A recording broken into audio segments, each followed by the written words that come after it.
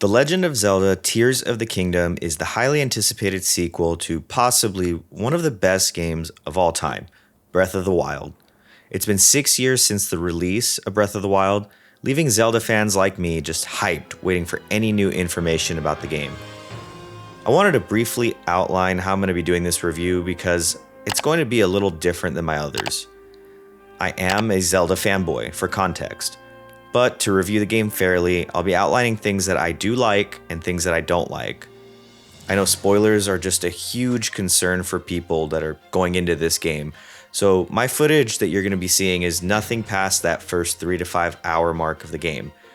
To really be able to dive into this game and what it did differently from Breath of the Wild, I'm going to have to go into some spoilers, which I'm going to mark on the video, and I'll also warn you to skip if you're really just concerned about the spoilers. I've put literally over 80 hours into this game, balancing out my game time between just a full-time job. I'm so sorry if this one's late. I know the game is getting nothing but praise, but I really hope that the video helps anyone out that's on the fence, or at least, worst case, just entertains you. I just didn't really feel ready to drop a review on a game this big without getting this many hours into it to get that full experience. So to get started, The Legend of Zelda Tears of the Kingdom literally picks up a few years since the calamity in Breath of the Wild. Sky Islands have appeared mysteriously, as well as like these sinkholes. There's a weird substance that's oozing out from the holes, causing illness. So what's happening is that you and Zelda go into a cavern below Hyrule Castle to investigate. The game kicks off with a much larger, I think, focus on the story this time around, if you want to compare it to Breath of the Wild. Without spoiling much, events do kick off underneath the castle depths, and that basically leads to the return of Ganondorf, the main villain of the game. The game's presentation starts you off with a maxed out Link, and in typical video game fashion, it's going to depower you all the way down to 3 hearts and just 1 stamina bar. There's some story reasons for this that honestly make sense, and I think it really just adds to the gravity of the situation. From here, you're basically going to be free to explore the Sky Islands with this new Zonai tech that replaces the Sheikah slate from the Breath of the Wild game. There's an intro segment that kind of drags. It teaches you how to use these new powers, but as soon as you wrap up the first few shrines, the game drops you right back into Hyrule, which has really just changed from the last game. Your job here is to investigate these regional phenomena things that are happening and basically find Zelda, who's been seen all across Hyrule. I think the intro segment to the game starts off fantastic, the cutscene. The emphasis on cutscenes in this game, the desperation that kicks in just during that whole event, and just, I think, a really strong overall presentation makes the game just feel like a step up from the original. Sure, the game lets you skip all of the temples and you can go straight to Ganon like in the first, but I think only 1% of people are really going to go ahead and do that. The game's focus is a lot more on the story, and the whole mystery of it is what keeps you going. It was so easy to get distracted by side quests, but I was really invested in what was happening in the main story, to where I personally just rushed the Zelda memories to figure out what kind of happened. With as much of a focus on story this time around, so many people, including me, were a little nervous that this would just be a Breath of the Wild 2. And for someone who spent close to 100 hours exploring that game as well, I wasn't sure this one would feel really new or unique. Tears of the Kingdom basically swaps out this Sheikah slate power for the new Zonai tech. You get Rewind, Fuse, Ultra Hand, and Ascend. Rewind literally will rewind an object, making it just easy to pass through any dangerous traps, or even rewind these falling rocks from the sky back up for you to just hop off and explore. This is used for some really cool creative things as well. I was able to make an elevator by just lifting the object, lowering it, and then hitting rewind. It's honestly awesome. Fuse is the answer that they had to weapon durability, which is unfortunately back and feels honestly a little too harsh. You can now fuse anything to your weapons at least once. You can put 2 swords together, a sword and spear, monster parts, even rocks. It's not just your main weapon. You can even fuse to a shield and your arrows too. Creativity is another theme here as well when it comes to fuse. You could fuse a minecart to your shield and make a skateboard. If you put a ruby on your shield, you're getting heat resistance. If you put a sapphire on your shield, you get cold resistance. You can even stack shields to make them a lot more durable. I spent a lot of time in the game getting hit, so to be honest, I wasn't too good at the shield thing. But it did feel like shields rarely broke though, or I mean just not as often as the bows and swords. Ascend is an ability that lets you just literally go through the map and get to the top. You're basically cheating and solving so many puzzles with this ability. You can easily leave a cave or even go through a giant enemy to get to its weak spot. It's insane to me how this was even developed because this and Rewind almost seem to break the game. I mean, finally though, the standout power that makes this game just one step above the last one, you get Ultra Hand.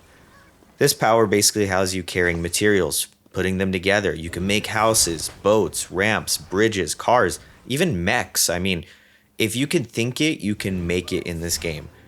The game uses Ultra Hand for so many puzzles and basically gives you this open canvas to solve it in almost any way you can. What makes the power so awesome is that you basically get it to where not every person is experiencing the game the same way. We're all exploring, we're all completing temples, but the way we complete it and how we create things is what makes this game seriously just stand out. It makes every player's experience just unique. I love the addition of these powers. I feel like all of these made this game just a step up from Breath of the Wild. I mean, I kind of wish that they kept the Sheikah Slate powers too, but you could basically do everything you could from the last game here by just fusing parts. I mean, you probably could even just do a lot more. Keese eyeballs, for example, those home in on enemies. Water fruits can clean off this sludge that you'll see in the map. You can light people on fire with fire fruits. I mean, you're getting such a unique experience with these powers because solving these puzzles is just not linear anymore. There are these conveniently placed parts that remind you that this is a game. I mean, you're going to walk over and you're going to see wood and wheels and all this stuff conveniently placed for you. And you can use these gotcha machine things to get portable Zonai parts, but I don't think it really just hurts the game that much at all. The amount of crazy shit that I see people build online just seriously makes me wish I was a lot more creative, but I mean, I tried. I mentioned issues here going back to the same Hyrule. I mean, The Legend of Zelda isn't a stranger to sequels, and even though there's a very complicated timeline, Nintendo has basically mastered how a sequel feels in a whole new entry. Majora's Mask, for example, I mean, it's a follow-up to the most, in my opinion, the greatest game of all time, Ocarina of Time. It's a sequel that, thanks to this whole mask powers, completely changes the dynamic of the game. I mean, there's a ticking time limit to beat the game in 3 days before the moon hits Termina. In Tears of the Kingdom, we're still in Hyrule, but it's changed, thanks to what's happening. There's these new sky islands for you to explore, which were basically archaeological remains of a dead civilization. You get these robotic monitors that are up there guarding some areas, but you're basically free to just go island to island, almost Wind Waker style.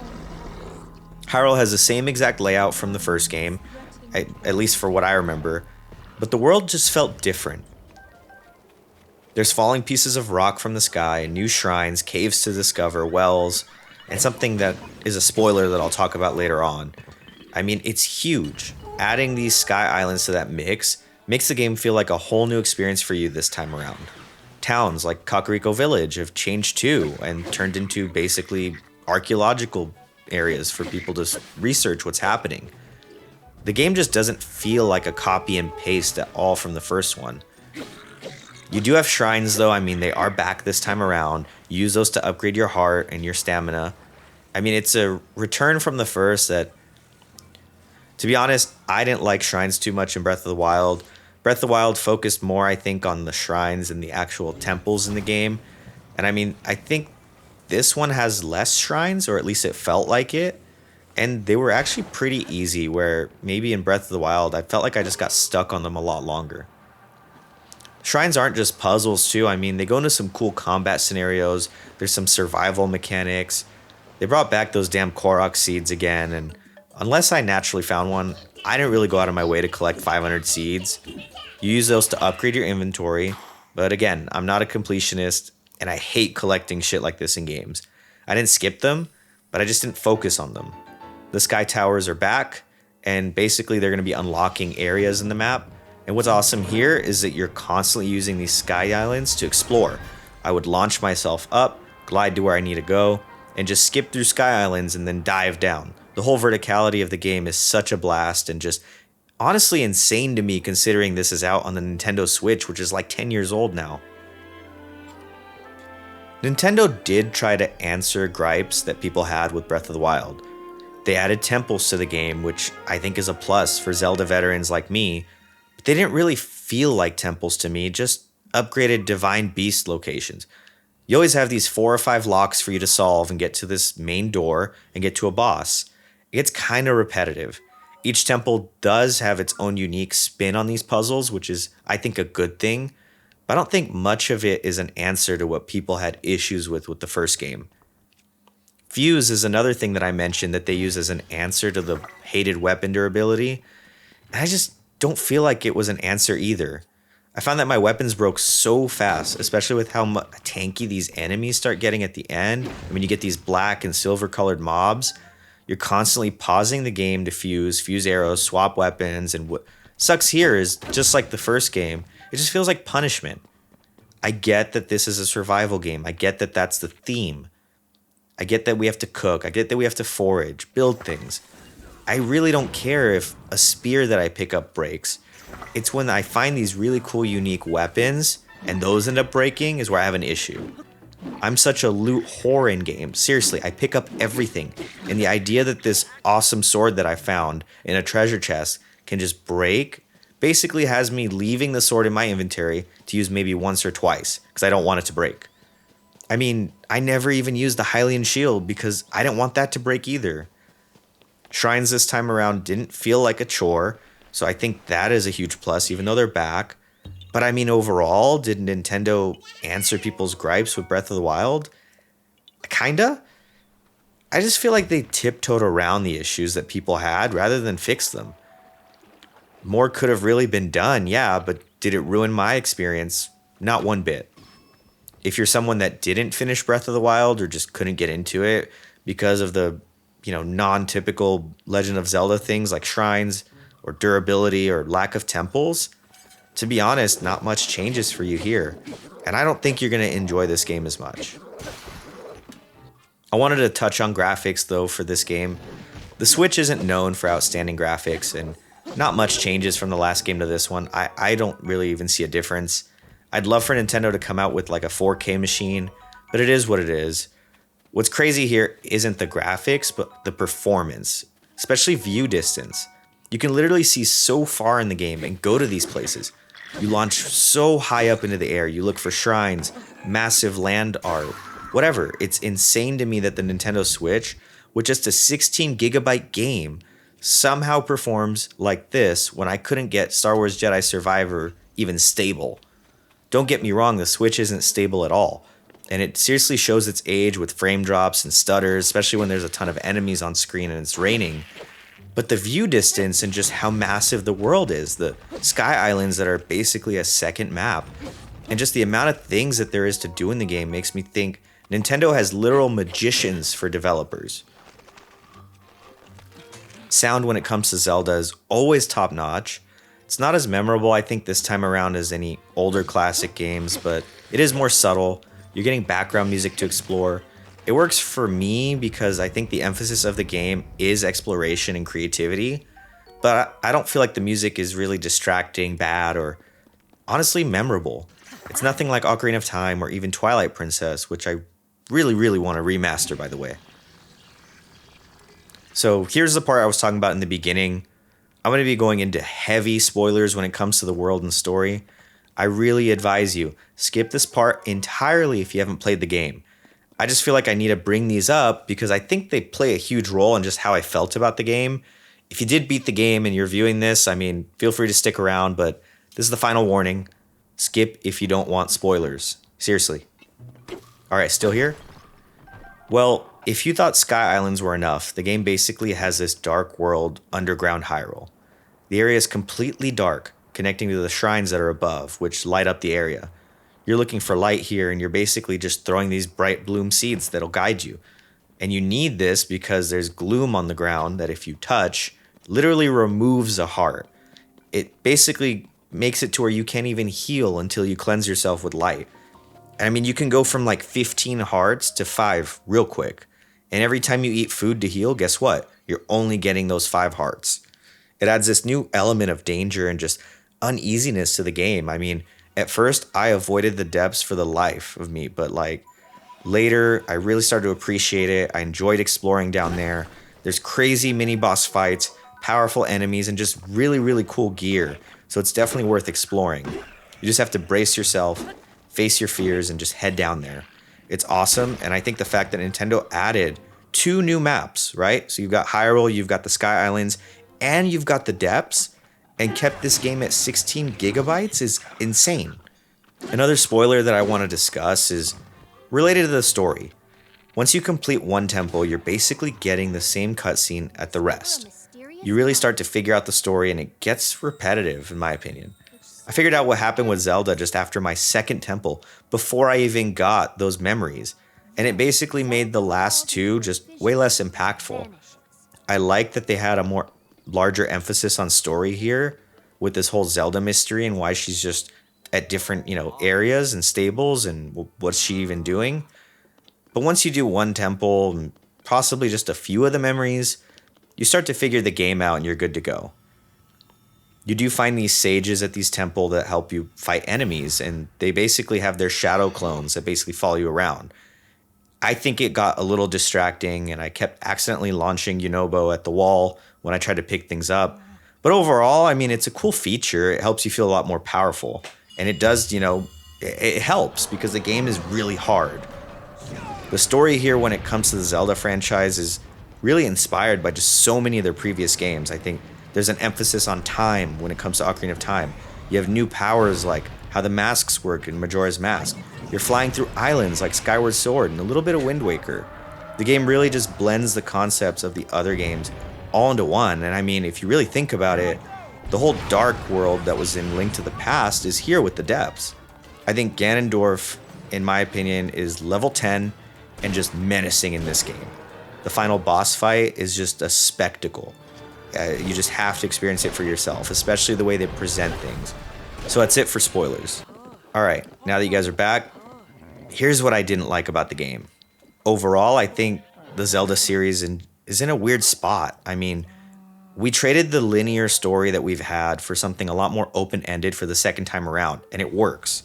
There's an emphasis on discovery, and sadly, if the player doesn't discover much of those memories or the game's story, they're not really going to get the game. It is user-friendly. I mean, when you go into those main missions, they're not really that hard, but there's just so much content outside of that I feel like I haven't even discovered the game fully yet, and I'm nearing 100 hours in the. I don't think weapon durability is fixed at all. I really think unique weapons should be unbreakable. Fusing is, in my opinion, just a band-aid, and it looks funny in cutscenes. Link really looks just goofy walking around with the fused weapons. And it doesn't fix the problem. I don't want to be scared to use an amazing weapon I found. And as cool as the Sky Islands were in concept, it's hard to feel like they're not wasted potential. I feel like there are mysteries up there to find, and I get why they're like that when it comes to the story, but it did just feel kind of empty. I went in thinking it'd be a little more Wind Waker-like, right? With these different islands for you to discover and things to find there, but exploring this sky this time around was really just like get up there, collect a few of the Sundelions, hit a chest or 2 that you could possibly find, or maybe a shrine, and jump off and use it kind of like a skipping stone to get to where you need to go in Hyrule. Story-wise, though, I mean, I get it. It does make sense. Just felt like there was a little bit of lost potential. I seriously enjoyed this game so much, and I just couldn't put it down. I found myself discovering something new all the time and just getting distracted. There's so many side adventures, side quests, shrines, the damn Korok seeds, that asshole that's carrying the sign everywhere, and the Sky Islands that I haven't fully even discovered yet. I think the game is an easy 70 to 80 hour game because you can't just bum rush the story. I mean, you won't, trust me. The distractions this time around are well worth it. You always feel like what you do is progressing Link. You're making him stronger, you're adding to your collection, you're finding awesome gear.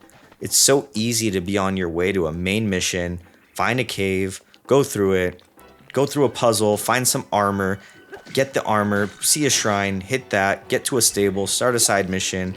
On your way to the side mission, you see another shrine. Outside of that shrine, you see a monster base that you need to finish. It's so awesome, honestly. And in a day where most games, I mean, I think all games at this point are $70, and you get maybe 15 to 20 hours in some. This game is packed and can be played for years. I'm definitely going back later to finish out all of the side missions, and I'm telling you, even after I finish those, I bet I still have things to discover in the game. The creativity when it comes to building, puzzle solving, the new powers, the amount of combinations that you can make with Fuse, it's just insane. The game to me feels like a huge step up from a game that almost everybody called perfect. Tears of the Kingdom makes Breath of the Wild feel like a beta or like a rough draft. It's like Breath of the Wild was Pokemon Arceus for anyone that's played it, and Tears of the Kingdom is Pokemon Scarlet and Violet. You get a whole new sense of exploration again, and it's such a blast being Contractor Link and putting together cars, boats, and a house. The game has taken the world by storm and is seriously worthy of that legendary 10 out of 10 score. I loved playing through this game, and as a Zelda fan, even my nitpicking of it not being like the old ways can't harm this game's score. I believe that this game is worth buying a Switch over. I mean, the Switch really does have some awesome games people should experience. I love what Nintendo did with this, and just how they were able to take a world that so many people spent hundreds of hours exploring every inch of, and just added this new life to it, making it feel like a completely whole new game and a step above the old one. I can't wait till Nintendo finally gets to this 4K mark. We're able to have some quality graphics, really nice performance in games. But I mean, the magicians at Nintendo did it again. And if you haven't played this yet, I highly suggest going out and buying this game. It's one of those rare gems that's actually worth $70. This is probably my longest review ever. I mean, I've had to for a game this massive, but I still feel like I didn't cover everything that you can experience in this game. There's just so much to do. If you made it this far, I appreciate you so much. Hit the like button if you liked the video. Don't forget to subscribe for more video game reviews, previews, and some tip videos. I'd like to thank every one of these recent subscribers for helping me grow this far. I mean, we're not stopping anytime soon. I'll see you all in the next one. Thanks.